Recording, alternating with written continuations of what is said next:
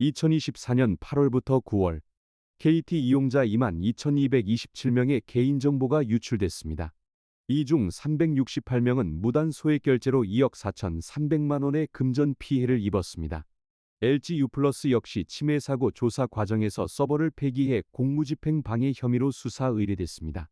그런데 이상하지 않으신가요? 2022년 KT 통신망 마비 사고, 2024년 4월 SK텔레콤 대규모 개인정보 유출, 그리고 2024년 말 다시 KT와 LGU. 왜 한국의 통신사는 같은 유형의 사고를 반복하는 걸까요? 이 영상은 단순히 누가 잘못했는가를 묻지 않습니다. 대신 왜 이런 사고가 반복될 수밖에 없는가를 질문합니다. 지금부터 이번 KT LGU 플러스 침해 사고를 통해 한국 통신 산업의 구조적 문제를 파헤쳐 보겠습니다. 먼저 가능성이 아닌 실제로 발생한 피해만을 정리하겠습니다. 2024년 9월 8일, KT는 등록되지 않은 불법 기기가 내부망에 접속한 사실을 발견했습니다. 과학기술정보통신부는 이를 중대한 침해 사고로 판단하고 민관합동조사단을 구성했습니다. 조사 결과는 충격적이었습니다. 불법 펜토셀, 초소형 기지국을 악용한 공격이었습니다. 유출된 정보, 가입자 식별번호 IMSI, 단말기 식별번호 IMEI, 그리고 전화번호 총 22,227명, 금전 피해, 무단 소액 결제 368건, 피해액 2억 4,300만 원. 하지만 진짜 문제는 따로 있었습니다. 정부 조사단은 이렇게 결론 내렸습니다. 불법 펜토셀이 언제, 어디서든 KT 내부망에 접속할 수 있었고, 문자와 음성통화 정보 탈취가 가능했다. 일부 이용자가 아닙니다. KT 전체 이용자가 위험에 노출되어 있었습니다. LG U+는 더 심각했습니다. 익명의 제보로 침해 사고 정황이 드러났지만 조사단이 현장에 도착했을 때 핵심 서버는 이미 폐기된 상태였습니다. 운영체제 재설치, 서버 폐기, 한국인터넷진흥원이 침해 사고를 안내한 바로 그 이후에 이루어진 조치였습니다. 결국 LG U+는 위기에 의한 공무집행 방해 혐의로 경찰에 수사 의뢰됐습니다. 이것이 이번 사고에서 실제로 일어난 일입니다. 전화번호가 유출됐다고요? 그게 뭐 그리 큰일인가요? 혹시 이렇게 생각하셨다면 지금부터 집중해서 들어주세요. 전화번호 하나의 유출과 가입자 단말기 식별 정보의 유출은 완전히 다른 문제입니다. IMSI, 국제이동가입자 식별번호, IMEI, 국제단말기 식별번호. 이 두 정보는 당신의 통신 기기를 특정하고 통신망에서 당신을 인증하는 핵심 정보입니다. 쉽게 말하면 전화번호는 집 주소와 같고 IMSI와 IMEI는 주민등록번호와 같습니다. 주소만 알면 광고 전단지를 넣을 수 있지만 주민등록번호를 알면 본인 행세를 할 수 있는 것과 같은 이치입니다.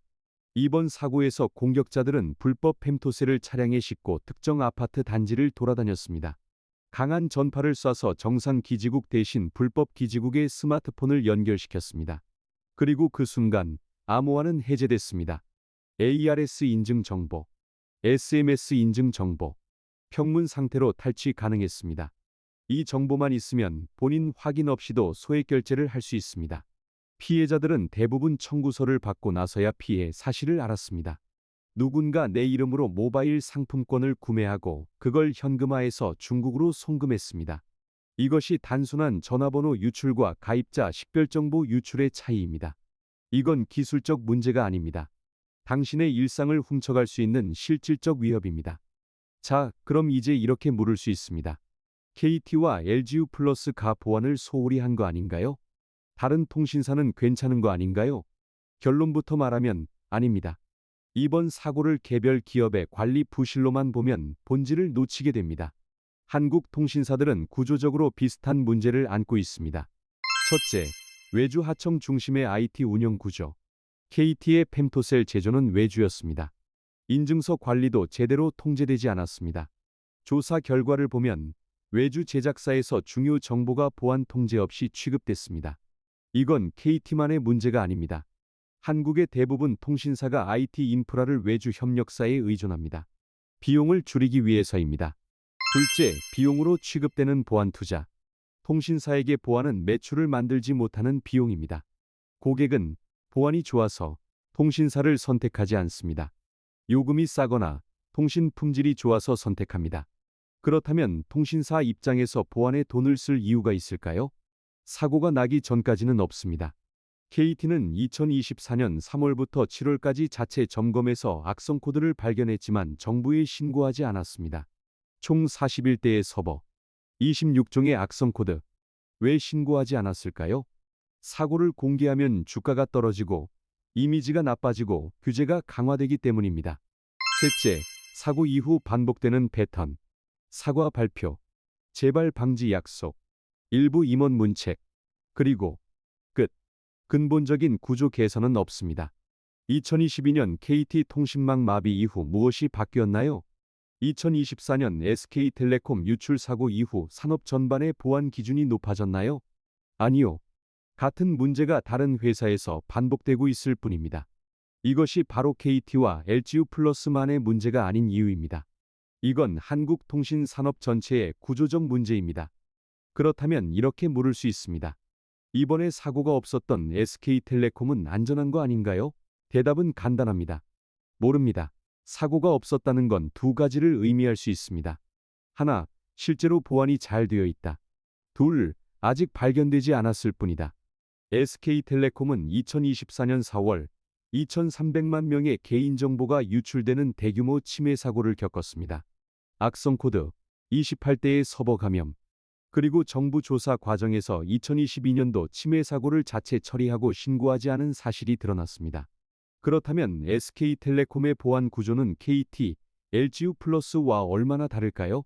외주 의존도, 보안 투자 우선순위, 사고 대응 방식, 크게 다르지 않습니다. 사고가 없었다 는 것과 안전하다 는 것은 완전히 다른 이야기입니다. 이번에 SK텔레콤이 조사 대상에 포함되지 않은 건 단지 불법 펜토셀 공격의 직접적 피해자가 아니었기 때문입니다. 구조적으로는 언제든 비슷한 사고가 발생할 수 있습니다. 이것이 바로 특정 회사가 아니라 산업구조를 봐야 하는 이유입니다. 자, 이제 가장 중요한 질문입니다. 그래서 나는 어떻게 보호받을 수 있나요? 안타깝게도 현재 구조에서 이용자는 거의 보호받지 못합니다. 첫째, 사후 대응만 가능합니다. 사고가 발생하기 전까지 이용자는 아무것도 할 수 없습니다. 통신사의 보안 수준을 알 방법이 없고 선택할 수 있는 대안도 없습니다. 한국의 이동통신 시장은 사실상 3사 과점 체제입니다. SKT, KT, LGU+, 보안이 우려되어서 다른 통신사로 옮긴다 해도 결국 비슷한 구조입니다. 둘째, 피해 입증 책임은 이용자에게 있습니다. 무단 소액 결제 피해를 입었다면 내가 직접 증명해야 합니다. 제가 결제한 게 아닙니다. 제 휴대폰이 해킹당했습니다. 통신사는 이렇게 답합니다. 고객님 명의로 정상 인증되었습니다. 기술적으로 문제가 없습니다. 그러면 어떻게 해야 할까요? 경찰 신고, 금융감독원 신고, 한국소비자원 신고, 개인정보보호위원회 신고. 모두 이용자가 직접 해야 합니다. 셋째, 보상 기준은 통신사가 정합니다. 이번 KT 사고에서 정부는 위약금 면제를 권고했습니다. 하지만 이건 어디까지나 권고입니다. 강제성이 없습니다. 실제로 위약금을 면제할지, 면제 기간은 얼마나 할지, 소급 적용은 할지 모두 KT가 결정합니다. 이용자는 그저 통신사의 결정을 기다릴 뿐입니다. 넷째, 개인정보 유출의 장기적 피해는 보상받을 수 없습니다. 이번에 유출된 정보는 이름, 전화번호, IMSI, IMEI. 이 정보는 평생 바뀌지 않을 수 있습니다. 전화번호는 바꿀 수 있지만 IMSI는 유심을 교체해야 하고 IMEI는 기기를 바꿔야 합니다. 그런데 통신사는 유심 교체 비용도 기기 교체 비용도 보상하지 않습니다. 더 큰 문제는 이 정보가 다크웹에서 거래되고 향후 몇 년간 악용될 가능성인데 이런 장기적 피해는 애초에 보상 대상이 아닙니다. 결국 피해는 항상 이용자의 몫입니다. 사전 예방도 어렵고 사후 보상도 제한적이며 장기적 피해는 개인이 감수해야 합니다. 이것이 현재 한국 통신 시장에서 이용자가 처한 현실입니다. 지금까지 우리는 KT LGU+ 침해 사고를 통해 한국 통신 산업의 구조적 문제를 살펴봤습니다. 불법 펜토셀, 악성 코드 감염, 서버 폐기. 이건 기술적 실수가 아닙니다. 보안이 비용으로 취급되고 외주에 의존하며 사고를 은폐하려는 인센티브가 작동하는 바로 그 구조의 필연적 결과입니다. 이번 사고는 우연이 아닙니다. 그렇다면 무엇이 바뀌어야 할까요? 첫째, 보안 투자를 의무화해야 합니다.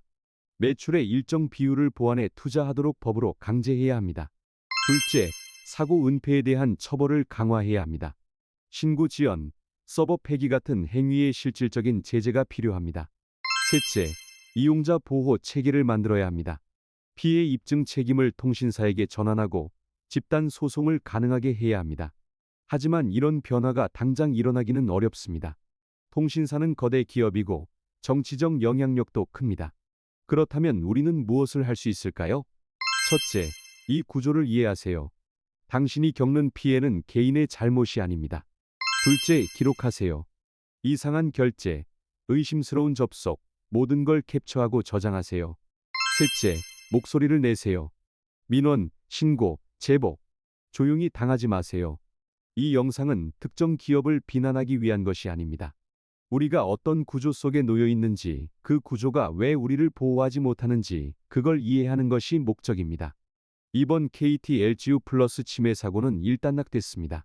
조사 결과가 발표됐고, 일부 책임자가 문책됐고, 위약금 면제가 논의되고 있습니다. 하지만 문제는 끝나지 않았습니다. 같은 구조, 같은 인센티브, 같은 우선순위. 아무것도 바뀌지 않았다면 다음 사고는 또 다른 누군가에게 일어날 것입니다. 그 누군가가 당신이 아니라는 보장은 어디에도 없습니다. 이 영상을 본 당신은 이제 이 구조를 알게 됐습니다. 아는 것이 힘입니다. 이해하는 것이 변화의 시작입니다.